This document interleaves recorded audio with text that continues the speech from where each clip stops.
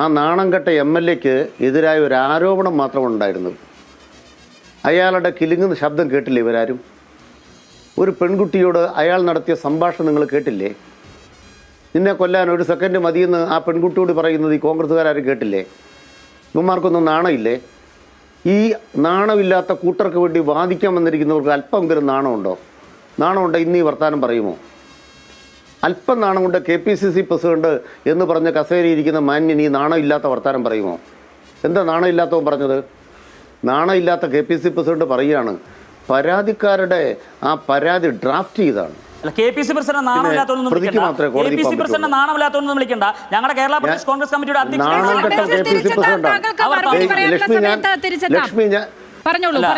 നാണംകെട്ട സണ്ണി ജോസഫാണ് പറയുന്നത് പരാതിക്കാരിക്ക്. നാണംകെട്ട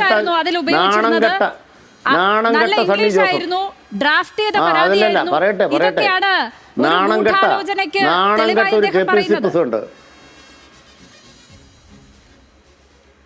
നാണംകെട്ട ഒരു ആളെ ന്യായീകരിക്കാൻ നാണംകെട്ട ഒരു KPCC പ്രസിഡന്റ് നാണംകെട്ട രീതിയിൽ തരംതാണ രീതിയിൽ നടത്തിയ വർത്തമാനമാണ്. ഒരു പരാതിക്കാരിക്ക് അതിജീവിതയ്ക്ക് നിയമപരമായ പിൻബലം ഉണ്ടാകാൻ പാടില്ല. ഒരതിജീവിതയ്ക്ക് ഒരു പരാതി ഡ്രാഫ്റ്റ് ചെയ്യാൻ പാടില്ല എന്നാണ് നാണംകെട്ട KPCC പ്രസിഡന്റ് പറയുന്നത്.